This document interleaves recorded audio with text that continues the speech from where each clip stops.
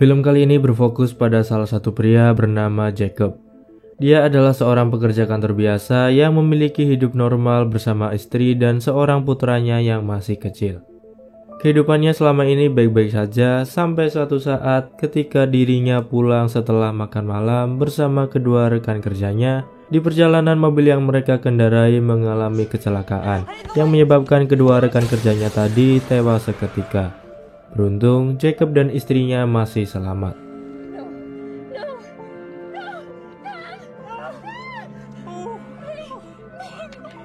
Jacob kemudian dituntut atas kelalaian berkendara yang menyebabkan seseorang meninggal dunia dan dijatuhi hukuman 7 tahun penjara.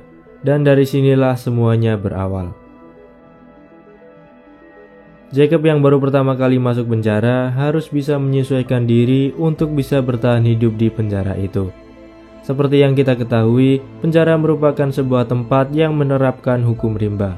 Orang kuatlah yang bisa bertahan hidup, sedangkan orang lemah akan ditindas. Terlihat ada seorang kulit hitam yang lugu dan kelihatan lemah. Dan malam pertamanya di penjara, Jacob melihat dengan mata kepalanya sendiri, si pria kulit hitam tadi mendapatkan pelecehan seksual oleh para tahanan lain. Dari sini, Jacob sadar bahwa untuk bertahan hidup di penjara, dirinya harus terlihat kuat dan punya keberanian. Untuk itu, Jacob melakukan perkelahian dengan salah satu anggota geng di sana. Akibat perbuatannya itu, dirinya harus mendekam di ruang isolasi selama 30 hari.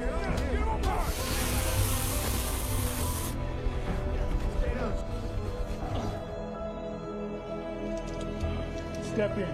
Put a whole 30, no rack. Leave your dirty by the door.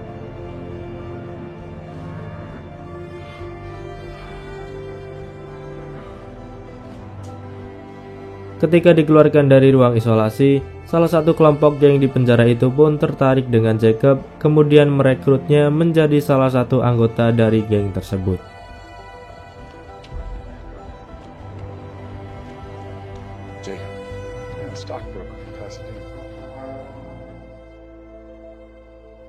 Sementara itu, terlihat istrinya Jacob datang untuk menjenguknya.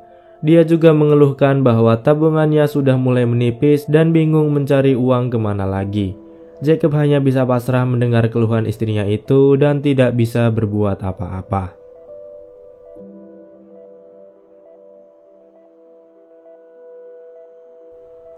Semua hal yang ada di dalam penjara tidaklah gratis, termasuk ketika Jacob bergabung dengan geng tersebut. Jacob kemudian diminta untuk menyelundupkan heroin yang dibungkus dengan balon karet untuk kemudian dimasukkan ke dalam lubang anus agar tidak diketahui oleh para sipir. Mau nggak mau, Jacob harus melakukannya.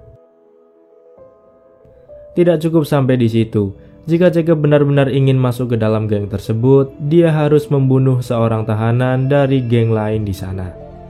Di sini, barulah Jacob berpikir berulang kali untuk melakukannya atau tidak. Jacob adalah pribadi yang baik dan penyayang keluarga. Tidak pernah satu kali pun terlintas dalam pikirannya melakukan tindakan yang melawan hukum, apalagi menghilangkan nyawa seseorang. Tentu membunuh tahanan lain demi kepentingan diri sendiri sangat bertentangan dengan hati nuraninya. Tapi jika Jacob mundur saat ini, otomatis rasa aman yang didapatkannya akan hilang seketika. Setelah berpikir panjang, akhirnya Jacob memberanikan diri untuk melakukannya. Dengan sebuah pisau di tangannya, Jacob menusuk tahanan lain tepat di perutnya dan itulah pembunuhan pertama yang dia lakukan selama hidupnya.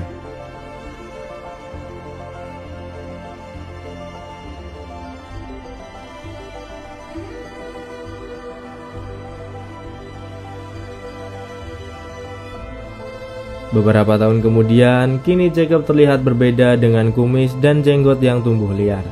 Saat mereka berkumpul di lapangan penjara, Jacob diberitahu oleh pria yang bernama Shotgun. Dia mengatakan bahwa ada seseorang bernama Herman Gonzalez yang keberadaannya sangat berpengaruh baik di dalam maupun di luar penjara. Suatu hari, terjadilah kerusuhan antara geng di dalam penjara, di mana Jacob terpaksa ikut dalam kerusuhan tersebut. Terlintas dalam pikiran Jacob untuk memanfaatkan situasi ini agar mendapatkan respect dari Herman.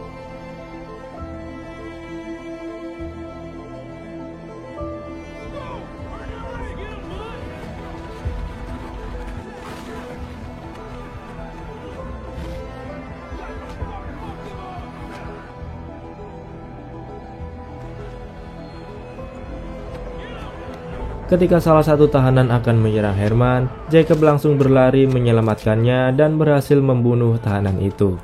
Kejadian ini membuat Herman merasa berhutang budi kepada Jacob. Tapi akibat dari tindakannya ini, Jacob terpaksa mendapatkan hukuman tambahan selama 6 tahun penjara. Hal ini tentu membuat istrinya sangat bersedih karena dia akan menunggu lebih lama lagi supaya bisa berkumpul dengan keluarganya seperti dulu. Akhirnya, Jacob dipindahkan ke penjara lain, di mana penjara tersebut khusus ditempatkan bagi tahanan dengan tindak kriminal berat. Saat sampai di selnya, Jacob langsung bertanya siapa orang yang paling berpengaruh di sini. Teman sekamarnya pun mengatakan bahwa Redwood lah orang yang paling berpengaruh di sini. Setelah bertemu Redwood, dia malah mengatakan bahwa bukan dirinya yang paling berpengaruh di sini, tapi seorang tahanan yang bernama The Beast. Diketahui, The Beast sendiri dikurung terpisah dari tahanan lain, karena tempat tersebut khusus untuk tahanan berbahaya. Untuk itu, Jacob pun melakukan perkelahian dengan salah satu tahanan di sana dan berharap bisa bertemu dengan The Beast. Dan benar saja, kejadian tersebut sampai di telinga The Beast.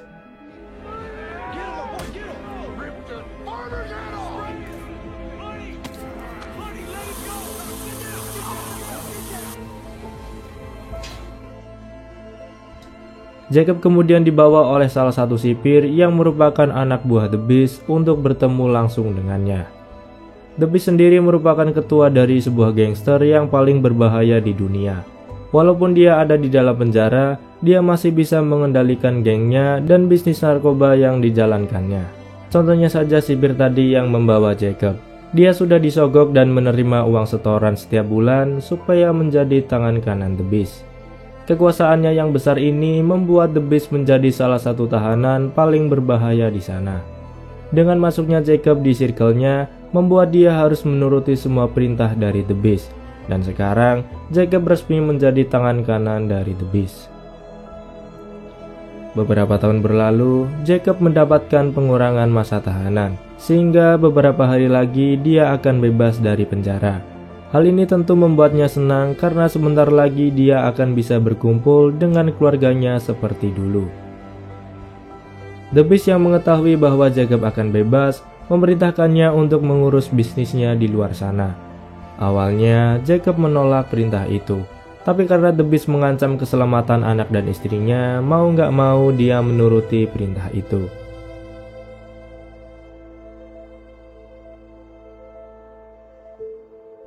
Setelah keluar dari penjara, Jacob langsung disambut oleh Shotgun yang sudah keluar 2 tahun yang lalu.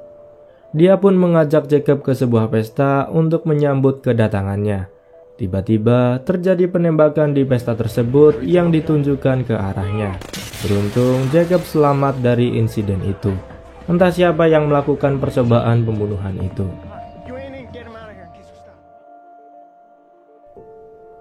Keesokan harinya, Jacob langsung menemui Herman Gonzalez yang dulu pernah ditolong oleh Jacob saat kerusuhan di penjara. Maksud tujuannya datang ke situ untuk berbisnis jual beli senjata sesuai perintah dari The Beast. Dengan semua tindakan Jacob di penjara, membuatnya mendapatkan respect dan kepercayaan dari semua orang di circle ini. Sepulangnya dari tempat Herman, diam-diam Jacob menemui istrinya, kemudian membawanya ke sebuah kafe.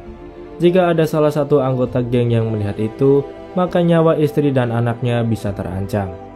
Jacob kemudian memberikan sejumlah uang untuk kebutuhan rumah tangganya, tapi uang itu ditolak oleh istrinya.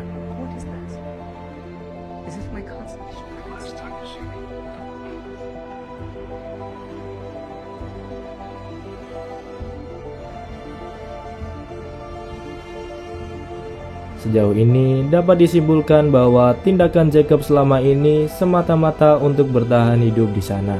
Jika Jacob tidak menjadi apa-apa di penjara, mungkin dia sudah mati dari dulu. Tapi masalahnya sekarang, dia sudah terlanjur terjerumus dalam circle ini tanpa bisa kembali hidup normal seperti dulu. Keesokan harinya, Jacob yang tinggal di sebuah rumah kecil kedatangan istri dan anaknya. Anaknya Jacob yang sudah besar pun mengungkapkan kekecewaannya kepada Jacob karena tidak pernah memberinya kabar selama ini. Padahal tindakannya ini sengaja dilakukan untuk melindungi anak dan istrinya.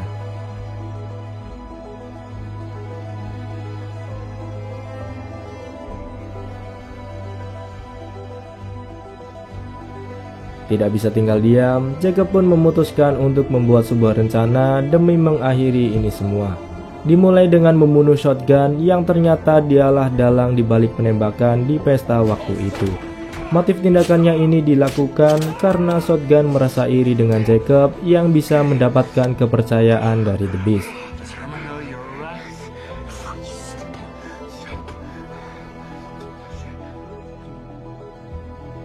Selanjutnya, ketika Jacob mengurus bisnis jual beli senjata ilegal, diam-diam Jacob mengirimkan lokasi transaksi tersebut kepada pihak kepolisian.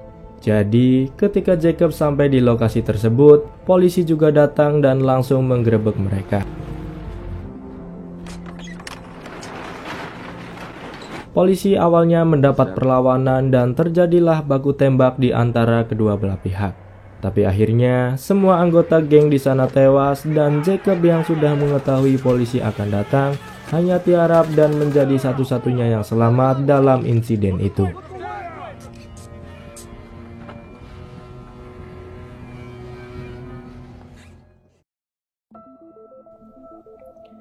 Beberapa hari kemudian, Jacob diinterogasi oleh polisi dan ditawari sebuah kesepakatan. Polisi kemudian menawari kebebasan kepada Jacob dengan satu syarat, dia mau memberikan semua informasi bisnis dan bukti kejahatan The Beast. Namun Jacob menolaknya karena dia tahu jika dia memberikan informasi itu maka keluarganya akan dalam bahaya. Akhirnya Jacob lebih memilih dimasukkan ke dalam penjara.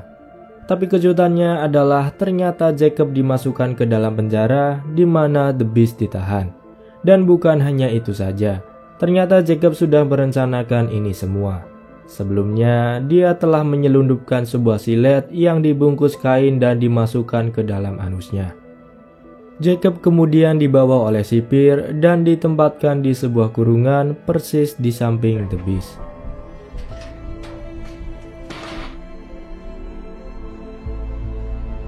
The Beast yang sudah tahu bahwa Jacob berkhianat mengatakan bahwa keluarganya cepat atau lambat akan mati di luar sana.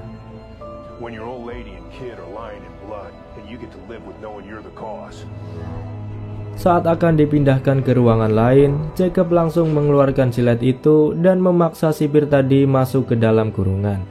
Jacob pun mengambil kunci dari pinggang sipir itu dan membuka kurungan The Beast.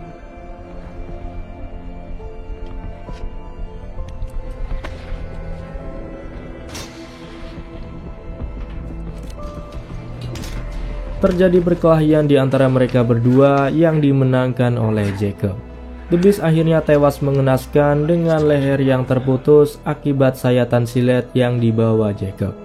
Setelah The Beast tewas, kini Jacob menjadi satu-satunya orang yang paling berkuasa. Sipir tadi yang juga tangan kanan The Beast diminta untuk tutup mulut atas kejadian ini dengan imbalan bayaran 3 kali lipat dari yang pernah The Beast berikan.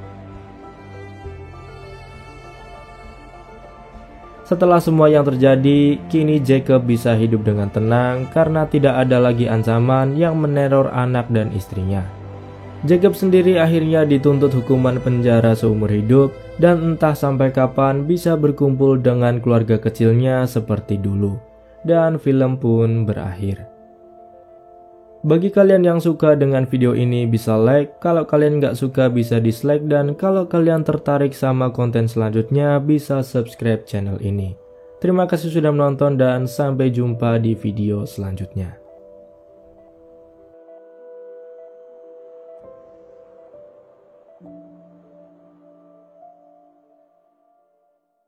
Put your head on my shoulder.